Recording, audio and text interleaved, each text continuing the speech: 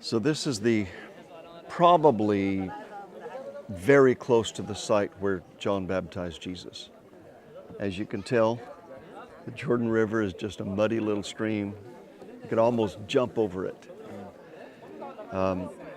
This was, of course, very close to Jericho, and it would have been the closest point on the Jordan to Jerusalem. So Jesus was baptized by John here in this area. A lot of people came to be baptized by John. And remember the story of Naaman from the Old Testament, when the prophet told him, I want you to go and dip 7 times in Jordan. It made him angry. And he went away mad, saying, are not Abana and Pharpar much nicer rivers? You know, much nicer rivers than this in our own country. Why should I dip in this muddy water? And so that's what offended him right there. He didn't want to get in that. He didn't want to get in that and get wet. But when he finally did, when he finally submitted, he came up clean. He came up clean. So we're in Israel. Just across there is Jordan. That's Jordan. These people are in Jordan. These people are in Israel. Wow. This is the border between the two countries. That's crazy. That's so small. So what is it that makes them think that this is the spot? What? Because of its location closest to Jerusalem, close to Jericho, and because when John was arrested, he was put in one of Herod's palaces.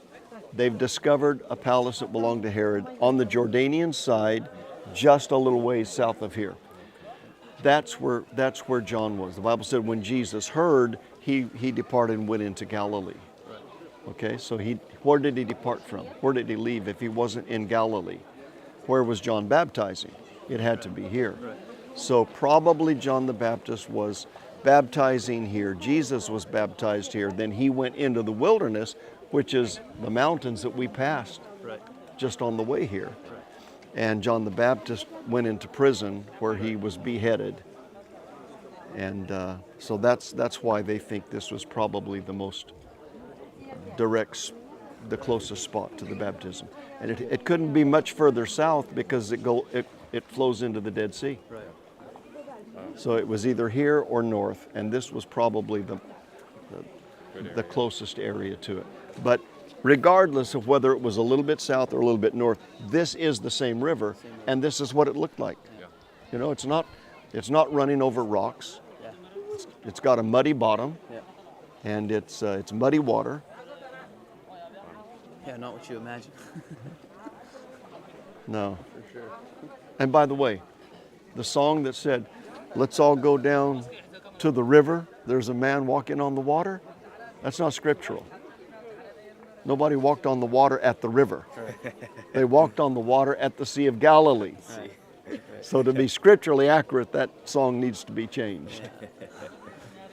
Wow. Very cool. It's almost just like a muddy ditch. It is. It's like a muddy irrigation ditch. This is no man's land, technically. The fence, the actual border, of course, is the river. But the fence, the gate that we came through, from that fence to the border is all no man's land. This sign is not a joke. All of this area for miles was sown with mines, and they're still active. So I just read recently, just within the past few weeks or months, about a major clearing operation that they had going on right here at this site. So it wasn't until recently, probably the past 6 years, 5 or 6 years, that this road was open and this site was open. So the first times that we came to the Holy Land, we weren't allowed to come down here. But now it's open, but you still have to be careful where you go. Pay attention to the signs. Fences are there for a reason. Don't ignore the fences.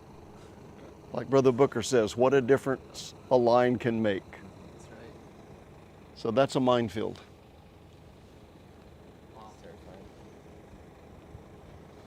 Israel on this side, Jordan on this side.